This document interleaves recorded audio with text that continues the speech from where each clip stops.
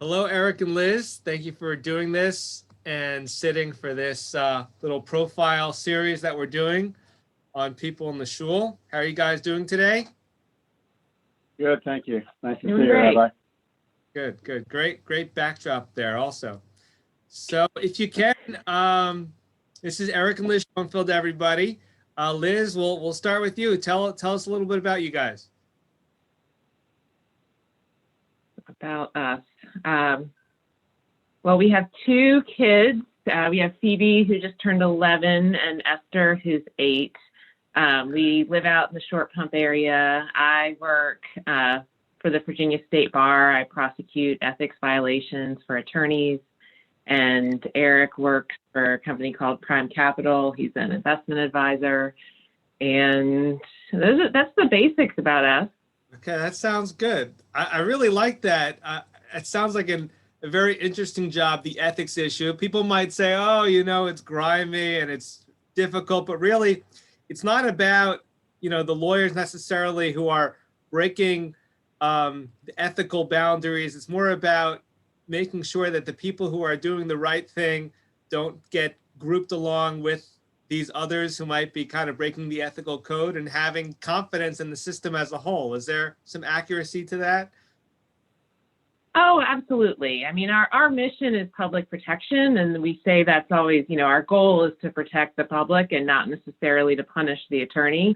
I mean, as a practical matter, in fulfilling the goal of protecting the public, that very often feels like punishment to attorneys, I'm sure, but that's not really our priority. All right. And so, Eric, tell us a little bit about your company. And I know it's relatively new in your professional life. So what's the nature of what you do and kind of the general philosophy of the company? Well, the general philosophy of the company is to help people achieve their life's ambitions. And I've been in this business for more than 2 decades now, and that's really kind of been my aim the whole time, in terms of using various financial programs that are available for clients, as well as just kind of taking a holistic, comprehensive approach to people's personal financial goals, getting them on track and then keeping them on track. So, we hear a lot about the numbers and whatnot, because that's something that you could objectively point to. But realistically, where I get a lot of fulfillment out of what I do is just being there with my clients as they're going through various life changes and helping them walk on that path successfully. So it's not necessarily about the dollars and cents. It's about what enables an individual to really tackle whatever life throws at them and to be able to live out what their personal goals and agenda might be. Absolutely. The dollars and cents is just a measuring tool to help them get there. Mm-hmm. That's really interesting. So what do you guys think about raising a family in Richmond? When did you guys decide that this would be a good place to raise kids? And what do you think of your decision? You want to take that first? Or? Wait, not about raising kids, about raising kids in Richmond. Oh, I got you. Yeah, no, I don't think it was ever that deliberate of a decision on from our point of view, because we were both already living here already and had been here in Richmond for many years, and it had never really occurred to us to have the idea of moving someplace else. Mm-hmm. So it kind of went naturally with just already being here, and we were happy with the community, with our roles in it. And it made sense for us to be raising our family here as well. Right. So yeah, I mean, we were fully fledged adults when we met and married and had kids. So we were pretty well established here in our careers, and it just has always made sense to stay.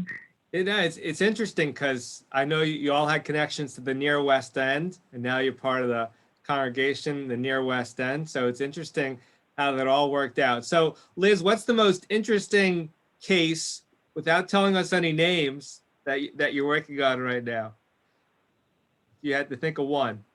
Well, it's tough because the things I'm right. working on, I generally can't talk about. I can tell you about a case that I just finished. It was an attorney who had actually gotten suspended in April of 2019 for a year and a day in a case that I handled. And, when attorneys are suspended, they're supposed to stop practicing law, but that wasn't what this gentleman chose to do. And he, in fact, continued practicing law. He practiced in a very specialized area, so I think he thought that we wouldn't find out about it, but we did, and he was caught practicing in several different cases. So we just had another hearing regarding him last Friday. We're doing all of our hearings virtually now, kind of like this Zoom meeting. So everything's on the computer, but we've got it down pretty well. So we had the hearing, and he was disbarred on last Friday. And hopefully that helps restore confidence for people and the people who are a part of the bar. What about you, Eric? What's one tip that you can give us for free of charge? People in the audience looking at this, what's the number one tip or the number one mistake that people should avoid, or whichever one of those you want to choose from? Well, probably the most timely one that's going on right now that I would suggest, I wouldn't say that it's a tip, but just some free advice, is to watch out for public trading boards like Reddit. Okay, that sounds good. You went there. That's good. I had to. I've been following this story with GameStop all week. Right. It's so fascinating. It really is. We could totally far away from it, but I'm following we could totally go off in that direction now for like another hour or two. But let's kind of pivot to the Israel trip. We had an amazing experience. I know my wife went with Liz, and I had the great pleasure of going with Eric, where Eric totally took advantage of the situation and filmed me sleeping on many occasions. But, it looked like you were sleeping the whole time. Well, there was a lot of jet lag for sure. But so Liz, what was that experience like for you doing JWRP? Some people watching this might not be familiar with the organization. How was it a unique experience for you? I think it was probably, since having kids, I think it's maybe the only pleasure trip I've taken by myself since we had kids. So there was just that, experience of kind of getting away and not having my focus be so much on taking care of everyone else, and getting to be a little bit more self-focused with the trip. It really gave me an opportunity to kind of think and process about what we're doing as a family to raise Jewish children and have a Jewish family.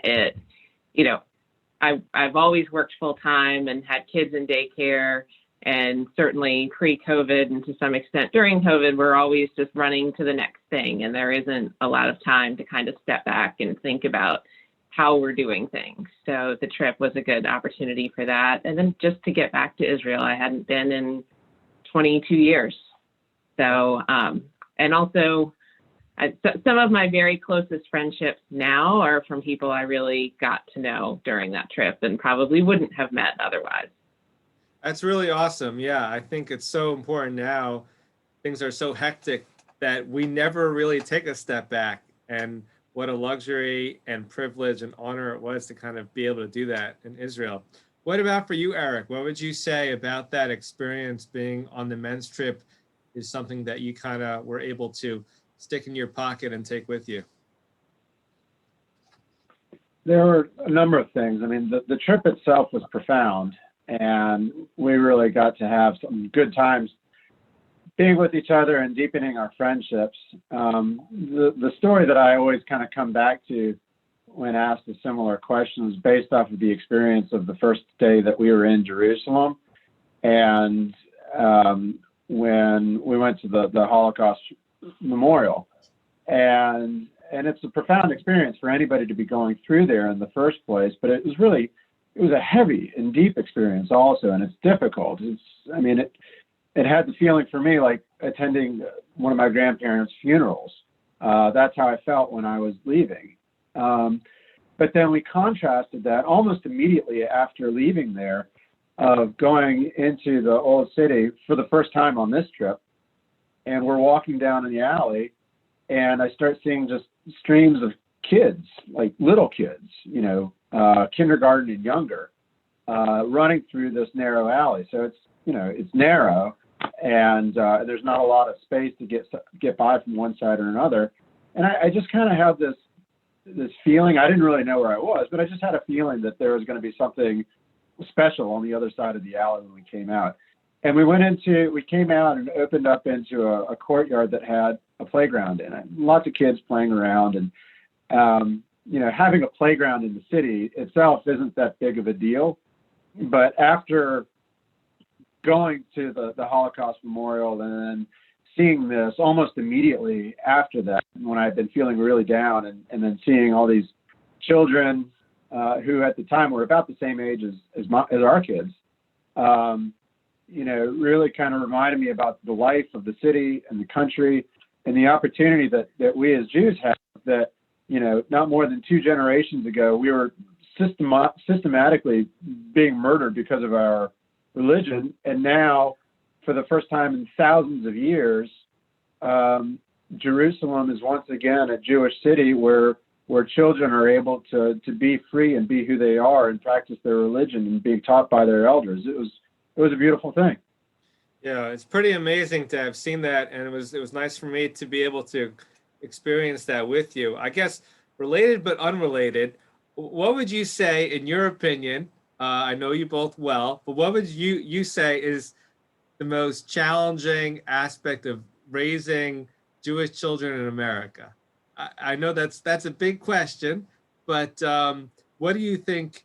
We're not going to start morphing into some sort of online public therapy session here between all of us and the challenges that we have. But what would you say is, how would you describe the big challenge of raising Jewish children in 21st century America?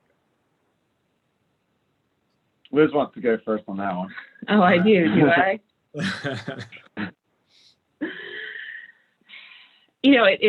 It's something that probably certainly hasn't been as much of a challenge with our kids as it could have been, because in some ways of the start that we gave them. But I think teaching kids to feel pride in their Judaism and feel happy about it, and like it's a good thing and a key part of their identity when they're such a minority in so many settings, and not feel bad that most other kids around them are celebrating holidays that they don't celebrate and taking part in rituals that they don't take part in. Mm-hmm. And having them, it's different when you're an adult, but when you're a kid, you just kind of want to be like everyone else, or at least I think a lot of kids just want to feel like they're like everyone else. So to kind of help them feel good about not being like everyone else. To take pride in that. Yeah, definitely felt that way myself, for sure. Now, Eric, I have an interesting question here for you. Your dad has gotten into Torah study late in life, right? And he's gotten really serious about it. And what has that kind of been like for you to witness that? I think he might have even participated in an organization called Partners in Torah. I think he had spoken to me about that. But generally, what has it been like for you to kind of see your dad develop this really strong, sincere interest and hobby and focus kind of for you as a son, seeing your dad interested in this now later in life? Well, it's been a nice thing to see it. It hasn't been an overnight change or anything. I mean, this is something that has kind of evolved over a series of years. So, it would start off small, that he would start, watching his diet a little bit better, as far as, staying kosher and staying a little bit closer to home on Shabbos. And it's kind of been a progression over many years now. But to the deeper points about it, I think that he's really found some very significant meaning in it, and it has brought a closer connection with his religious and spiritual side, obviously. And I think that he has really developed as a person because of this also. And like I said, because it's been gradual, it's really kind of been something that has been an easy change for him and our entire family. Mm-hmm. Very cool. Very cool. So, Liz, it's been tough during the pandemic. How do you keep sane during, balancing professional life and and parenting? What have you been doing to try to keep sane during this time? Yeah, I mean, the answer to your first question, how do I keep sane? The answer is I don't. What have I been doing to try to keep sane? Daily exercise, always, first thing in the morning to get that done. That really just helps set me up for the day so much better. And I think there's a lot of, I've been doing a ton of reading. I like, that helps me much more than the doom scrolling on my phone that I would be doing if I weren't reading in my free time. So that's helped me a lot. And then also, I'm not good at this, but trying to let go a little bit and just understand that this is temporary, and just because some things are going one way right now doesn't mean they'll always be that way. Yeah, it's definitely a powerful point, in terms scrolling through things doesn't necessarily make us feel any better, but being focused on something productive can be helpful on occasion. So, Eric, I know you've been involved locally in a lot of different nonprofits. I think a lot of our people who are kind of viewing this might not be so familiar with Jewish Family Services. And maybe if you could tell them a little bit about the organization and why you decided to get more involved in it. Yeah, absolutely. I mean, the mission of the organization is to, broadly speaking, just help people get through life. Mm-hmm. And they have a lot of different services that are set up geared towards doing that in many different ways, going from, they're an adoption agency, to doing counseling for people, for doing home health care check-ins, and even just a community-wide healthcare line. That's pretty recent, within the last 2 years or so. It's a very robust organization, and being a volunteer over there with a charitable organization fits in very nicely with kind of my view of the world and how I think that things should work, just from the standpoint of us helping each other because we want to and because it's the right thing to do. Mm-hmm. I've been involved over there on and off for more than 10 years now, and I don't really have any plans or desire to stop helping out over there, because I feel so strongly about the mission and the work that they're doing. And I talk with Wendy Kruder, the CEO over there, pretty frequently, a couple times a week, and she's just a top-notch professional. She gets it, and she really has the heart and the caring to go through with it. Also, this last year with COVID, it's been enormously difficult, not only because of the health scare of the virus itself, but just these social bonds that have been strained.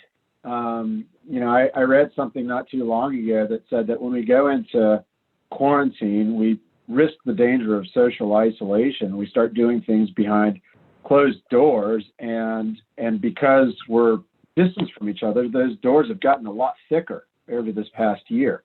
Right. And this really fits in with what JFS was already doing.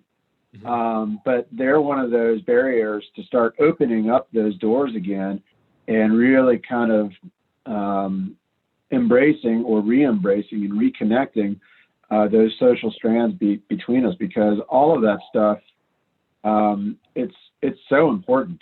And I think that beyond the health scare, that we've got a lot of things kind of happening all at once. The health scare, the economic scare, it's more than a scare, this stuff is happening. Yeah, right. But the social strain and education strains on children being away from in-person education, these are things that are going to be with us and challenges, I think, for the rest of our lives. But these are the very things that JFS works towards improving. Mm-hmm. Yeah, and I'm really happy you brought up the healthcare line. And I'll just mention to people, If anybody wants more information about the healthcare line, feel free to reach out to me, reach out to Eric. I definitely have a good relationship with Wendy also, and she's doing a lot of great things within our community. Liz, if you could think back, I'm fascinated by the law profession. I think in another life, maybe I was a lawyer. I actually used to think about trying to go into civil rights law. Maybe that will be next lifetime. We'll see. But if you could think back to one pro bono case that you did that you kind of took with you a little bit in your law profession, is there anything that you look back on and feel really good about in terms of some pro bono legal activity that you were involved in at all?